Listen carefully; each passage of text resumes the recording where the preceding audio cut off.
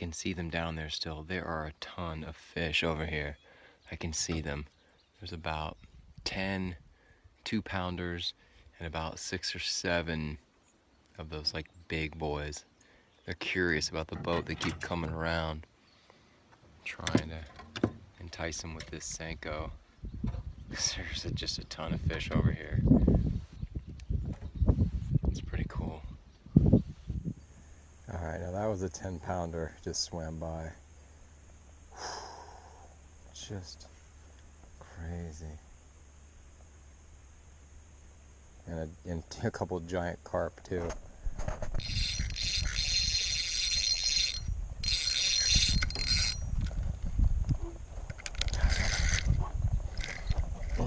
Come on now.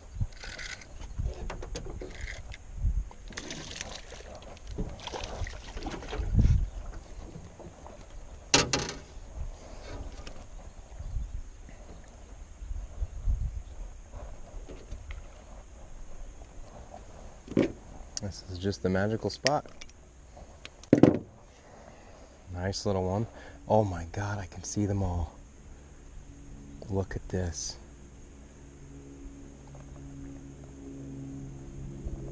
Can you see all those fish down there? There's like dozens.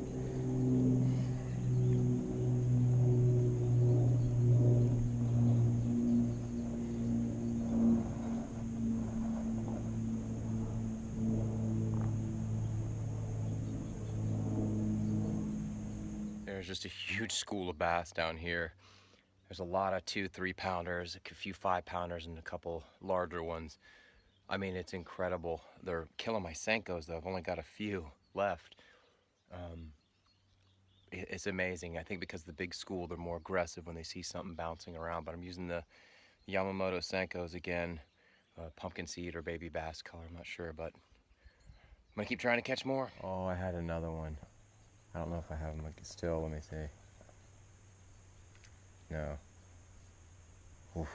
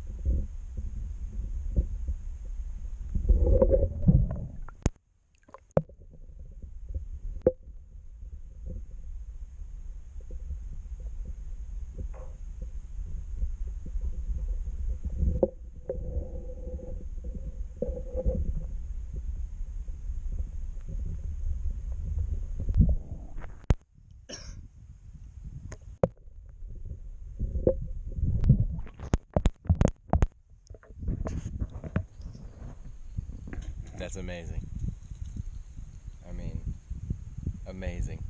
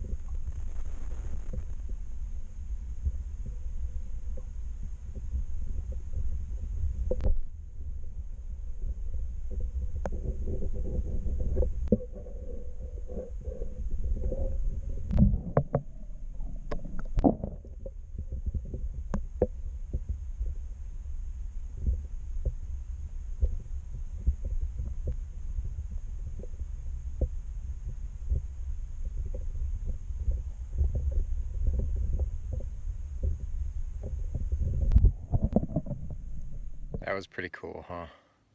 Of course, as soon as I put my GoPro back on, that big, like, 10-pounder comes back by. He's a little more leery. Oh, there he is again. He's a little more leery than the other ones, but it's pretty cool to see them all like this.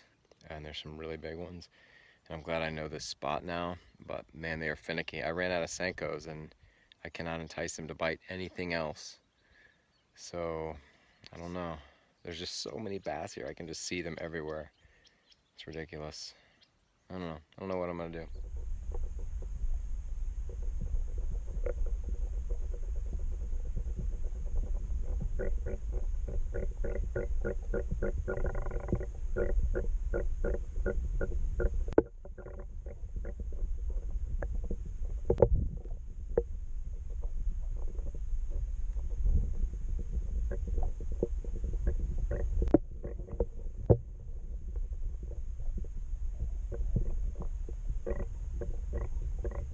It is really hard to leave a spot where, one, you're catching fish, and two, you can see all of them.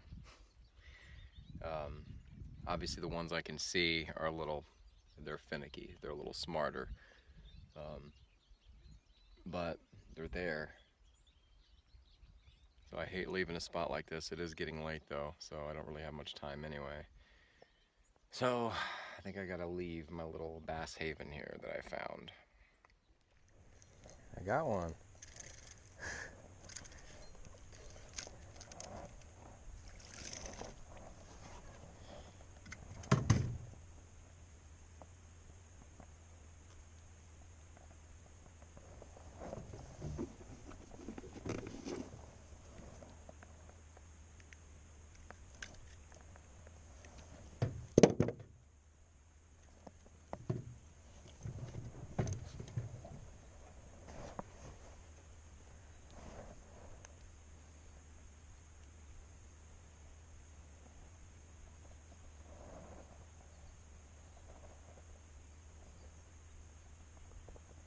Alright, so this has just been one of the most amazing days on the water I've had, especially in regards to bass. Caught those nice too. That one was really nice. And just to be able to watch them like this, like it's my own personal aquarium, and just hundreds of bass. Mostly 1 and 2 and 3 pounders, and then a couple 4 or 5 pounders, a couple of what look like 8, 9, 10 pounders, honestly, or very close to 10 pounds. Just incredible how smart they are and how curious, and how over the course of the day they grew in size.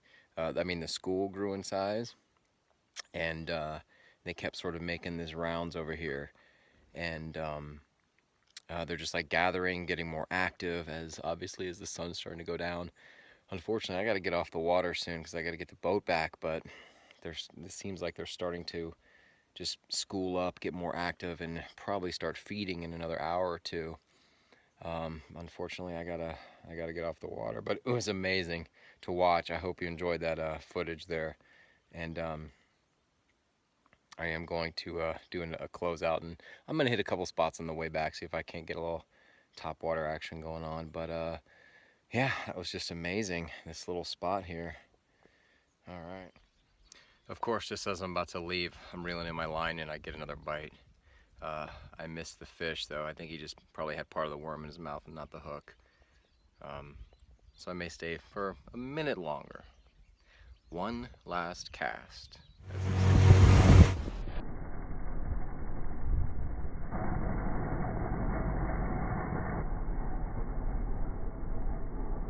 What a really amazing day. The underwater footage alone, I don't know, I hope that's really cool. I haven't seen how it turned out, but just being able to see that many bass, that size, that close to me, for that amount of time, it was just amazing.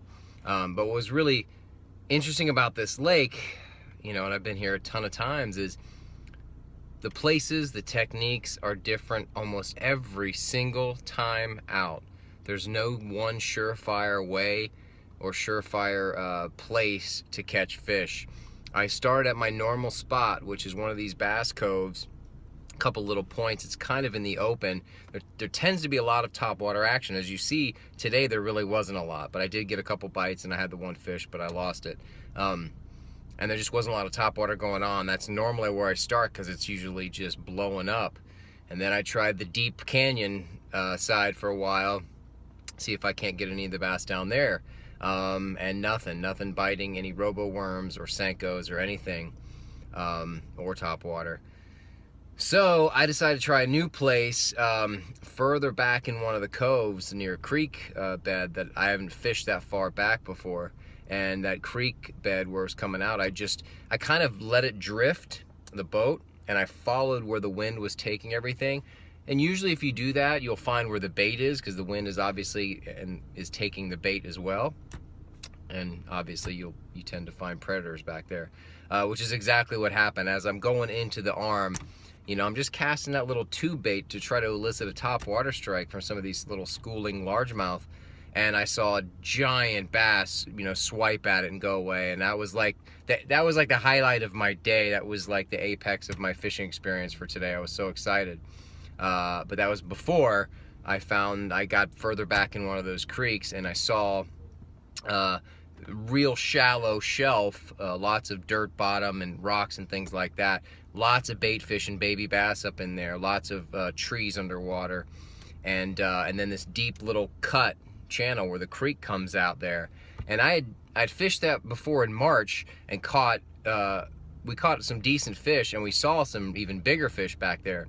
So I found this one little spot that it seemed like these fish just kept sort of circling through the creek bed and then going shallow and circling. For a couple hours I saw these fish doing this, and it seemed like the school, as I said earlier, got bigger and bigger fish. I mean, it was amazing. And that's where I caught the 3 keepers, or keeper size anyway, and they weren't little babies. That's where I caught those 3, including those 2 really nice ones. That one, I don't know how many pounds it was. I wish I had it was a big fish, big mouth, and long. It wasn't all that fat, but he was heavy, so I don't know. He could have been in the 5-pound range, maybe 6. I don't know. He was really heavy, and it was long, as you'll see in the video, obviously, as you saw. So that was pretty cool, that spot, because in between catching fish, I was able to see their behavior and how they interact with each other, and they were very curious about the GoPro, and every bait I threw down there, I kind of watched how they sort of looked at it or didn't look at it. So it was an amazing day. I figured out a couple of new things here, and it was beautiful. The lake was clear and glassy on the surface. It wasn't that windy. It was cool out. Wasn't all that miserable as it normally is. And it was empty. There's no one on the lake.